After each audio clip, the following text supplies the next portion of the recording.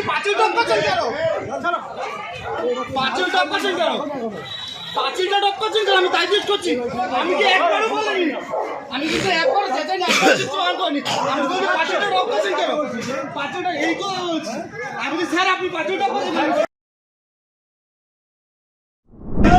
Sir বলেছি, sir বলেছি, sir বলেছি।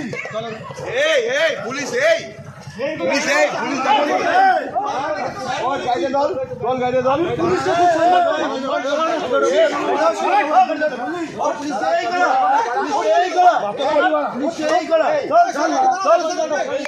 পুলিশকে গালাগালি দেওয়া পুলিশকে গালাগালি দেওয়া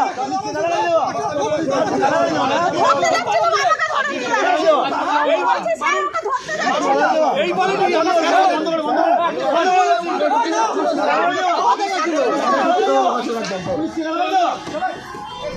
বারাসাত মেডিকেল কলেজের পূর্ব দিকের একটি রাস্তা পাঁচিল দিয়ে ঘিরে দেওয়াকে কেন্দ্র করে এলাকায় উত্তেজনা ছড়ায়। স্থানীয়দের অভিযোগ, দীর্ঘদিন ধরে এলাকার বাসিন্দা, রোগী এবং তাদের পরিবারের সদস্যরা এই রাস্তা ব্যবহার করে আসছেন।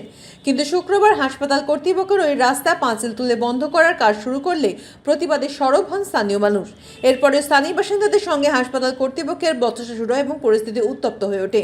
খবর পেয়ে ঘটনাস্থলে পৌঁছায় বারাসাত থানার পুলিশ। পুলিশের সঙ্গে স্থানীয় বাসিন্দা ও রোগীর পরিবারের সদস্যদের তর্কাতর্কি হয়। পুলিশ জানিয়েছে ঘটনায় দুজনকে আটক করা হয়েছে। স্থানীয়দের দাবি, রাস্তা বন্ধ হয়ে গেলে তাদের নিত্য যাতায়াতে যেমন সমস্যা হবে, তেমনই অসুস্থ ব্যক্তিদের দ্রুত হাসপাতালে নিয়ে আসার ক্ষেত্রেও চরম অসুবিধার সম্মুখীন হতে হবে। ঘটনার প্রকৃত কারণ ও পরিস্থিতি খতিয়ে দেখছে বারাসাত থানার পুলিশ।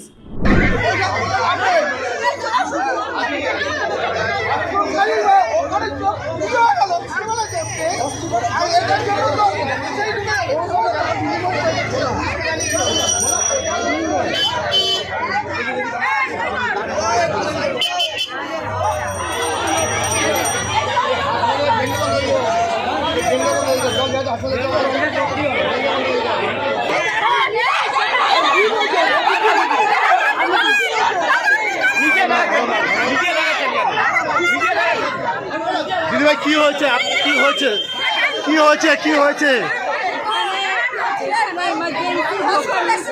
হ্যাঁ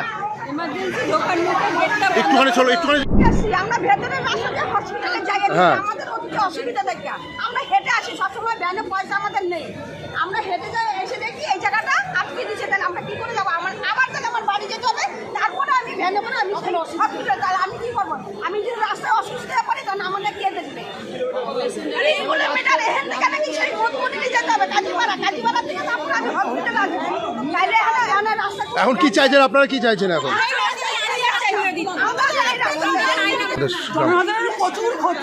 প্রচুর ক্ষতি হয়েছে যারা 35 বছর সিপিএর আমল ছিল বন্ধ হয়নি, তৃণমূল আমলে 15 বছর ছিল বন্ধ হয়নি, বিজেপির আমলে বন্ধ হয়ে গেল। 3 মাস না যেতে যেতে আমাদের গেট বন্ধ হয়ে গেল।